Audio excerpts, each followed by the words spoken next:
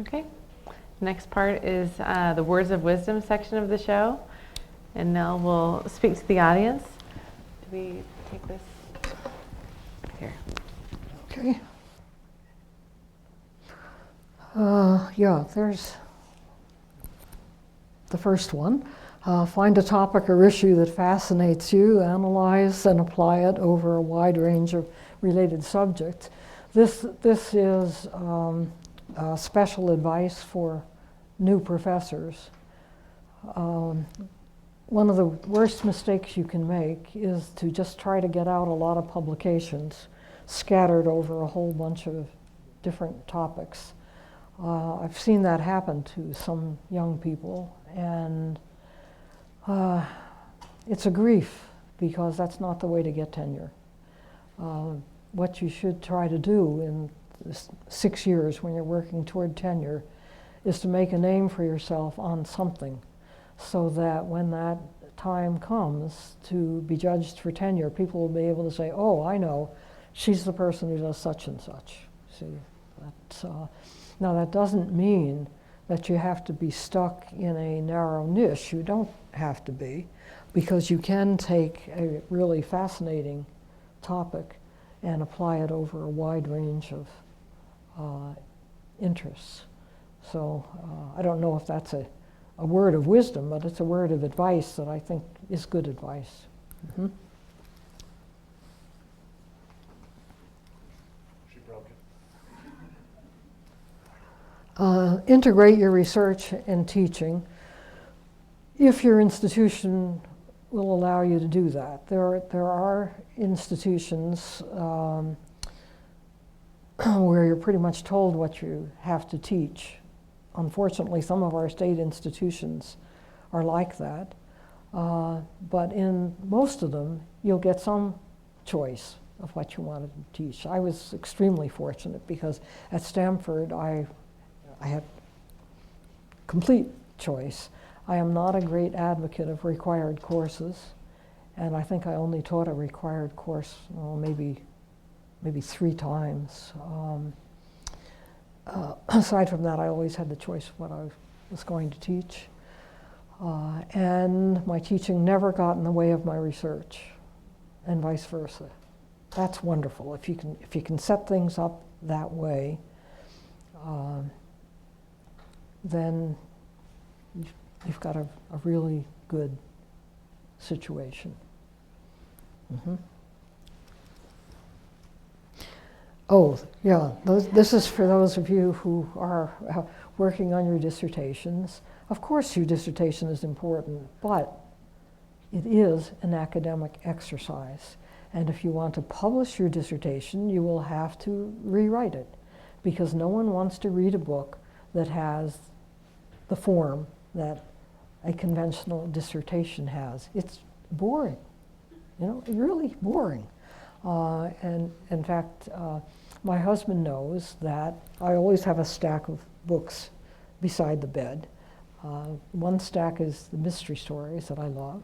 Another stack would be novels, sometimes old ones that I want to reread, sometimes new ones. And then there's a stack of professional reading. And when I'm having trouble sleeping, I read a dissertation. So, do it. Do a good job on it. You know what an academic exercise is by the time you get to the dissertation stage. And do a accurate, lovely job on it. Don't have a lot of typos and misspellings.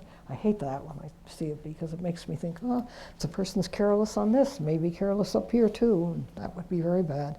But just do it and be done with it and get on with your life.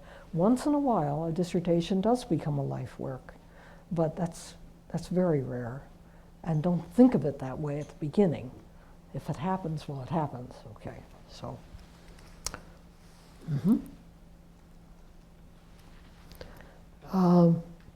Yeah, keep expanding your repertoire with stories, poetry, history, and biography. Sure, of course, you want to keep learning, and you want to keep an eye out for the things like the 341 in P.D. James' novel. You find these little interesting tidbits everywhere. On the plane on the way out, I was reading the latest of Alexander McCall Smith's series, the #1 Ladies Detective Agency. Do you know that? I mean, they're so restful, these stories are just so restful. And in it, there was a paragraph that I can actually use in some of my lectures that talks about how important mechanics are. Okay? When you say not all kids have to go to college, and there's this lovely paragraph. What would happen to the world if we had no mechanics? First, the cars would fall apart, then everything would fall apart, right? Everything would fall apart. Really neat. So I watch for those things. I use stories and poetry and fiction, biography, history in my work regularly, and it's a way of enlivening your lessons and enlivening what you yourself write. And besides that, while you're doing this, you can say, I'm working, right? Okay. Don't settle into a narrow niche. Enjoy contacts and colleagues all over your university. This is, it's not so much for your advancement as it is for your professional happiness. You can settle into a very narrow niche, and a lot of people in education do. And it may be all right. For some people, it may be all right. Again, I was very fortunate to work on a campus where, if we wanted to, we could work all over the place. So I served on the Peace Studies faculty for about 5 years. I was a regular on the Feminist Studies faculty. I worked with the people on science, values, and technology.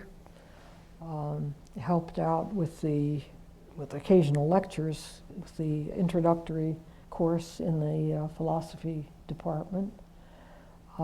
Cooperated with a person in the law school in putting together a book on feminist studies, and did a cooperative study with a guy in the medical school on teaching on the university campus. So this is, it makes life more exciting, and it gives you a deeper appreciation for what other people are doing.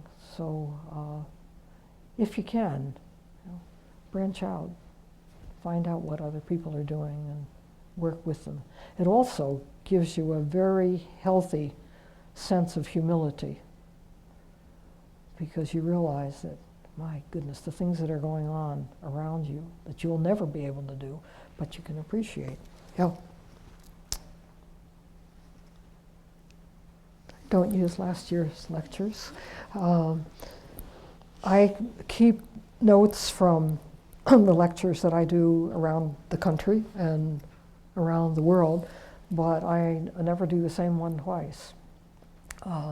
It may incorporate parts, and certainly in my teaching, I never use last year's lectures, because look, you're reading stories and fiction and biography and all the rest of it, so your repertoire is going to grow, and the sort of outline may be the same, but it's going to be fresh and new, and that's better for the students and much more fun.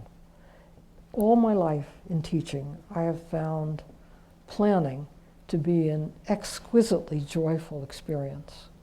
I just love it, Sit down at the table to plan a lesson, whether it was a math lesson or later philosophy, and you begin to think, and you say, oh, wait a minute, I want to check a book, and you get that book out, and then you do a little more, and you say, I gotta get this book out. And you can sort of tell what's going on, because after a while there's a stack of books coming up here, stack of books over here. And it's just a, for me, a joyful experience.